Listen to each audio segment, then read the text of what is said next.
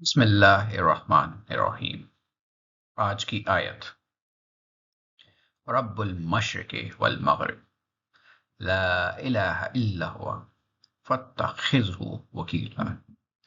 आइए आसान तरीके से लफ्ज़ व लफ्ज़ उर्दू और इंग्लिश में इसका मीनिंग समझते हैं, जो कि आपको आसानी से याद रहेगा। रब्बुल मशरिक़ि वल मग़रिब, ये तमाम अल्फाज हम उर्दू में भी इन्हीं मानों के लिए इस्तेमाल करते हैं। रब का मतलब रब, मालिक। इंग्लिश में यू कैन से लॉर्ड और मास्टर। मशरिक़ ऑफ द ईस्ट, मशरिक़ का।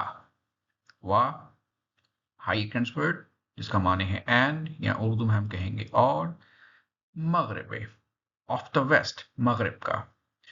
सो रब्बुल मशरिक़ि वल मग़रिब, मशरिक़ और मगरिब का रब, lord of the east and of the waste.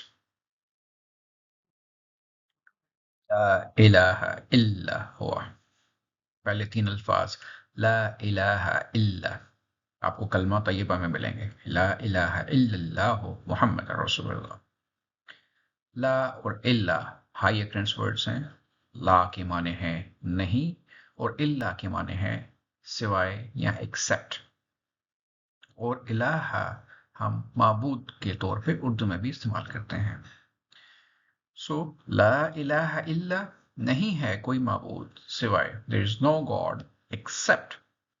हम कलमा तय्यबा में पढ़ते हैं ला इलाहा इल्लल्लाह, मीन्स अल्लाह है, नहीं कोई माबूद सिवाय अल्लाह के। यहाँ पे देखें ला इलाहा इल्ला हुआ, ही, हुआ मीन्स ही। आप पढ़ते हैं कुल हुवल्लाहु अहद, ये वही हुआ है। जो इशारा है ही मीन्स अल्लाह की तरफ। ला इलाहा इल्ला हुआ, there is no God except him या ही, नहीं है कोई माबूद सिवाय उसके, उसके सिवाय कोई माबूद नहीं। आयत के दो आखिरी अल्फाज फत्तखिज़हु वकीला। फा का शुरू में जुड़ना पस या सो जाहिर करता है। फत्तखिज़हु, फा is so, तखिज़हु take and adopt or appoint, and who at the end means him. Here it is referring to Allah. फत्तखिज़हु, so take him or appoint him। Urdu में हम कहेंगे फा इस पस, तखिज़हु बना लो, हु उसे, फत्तखिज़हु पस बना लो उसे, वकीला, हम उर्दू में भी ये लफ्ज यूज करते हैं वकील। सो पस बना लो उसे वकील या कारसाज या निगहबान। और इन इंग्लिश फत्तखिज़हु, so take him or appoint him as a trustee or guardian.